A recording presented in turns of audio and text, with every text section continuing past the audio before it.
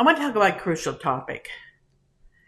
Finding information and support you need before a conviction is reached. You have to learn how and where and to find this information. Don't rely on somebody to tell you this from the courts. And for heaven's sakes, don't rely on their next door neighbor, the guy down the street, or worse yet, the TV. That is not reality, believe me. But understanding how to access some resources like the Integrated Victim Services System, commonly called IVSS, can make a significant difference. This gave me a real big advantage, I'll tell you. Every country and state handles cases differently. There is no universal process.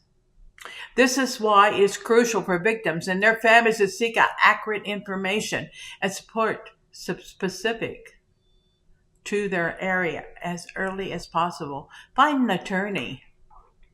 Today, I especially want to discuss getting accurate information about a defendant. Please, don't just assume the person responsible for your loss is in jail. I've mentioned that a couple times before, but please don't assume that. It's critical to ask that question. Where is he? And then check it out. If he is in jail, you can find out that information.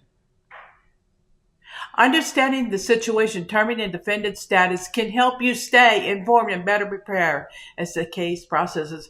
And believe me, the more you know, the more you can become the squeaky wheel that gets the grease, because you never want your loved one to just be a case number. It can also save your life. Imagine the shock of running into the man who killed your child. This is why in 1983, Marcy's Law was enacted, because that is what happened to Marcy.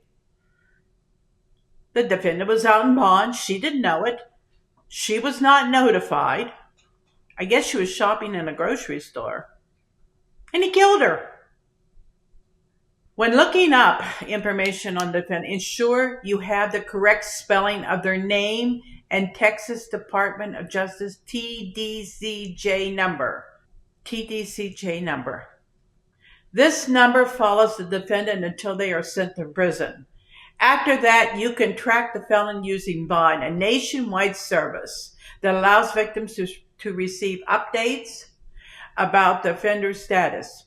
That means that they are in prison.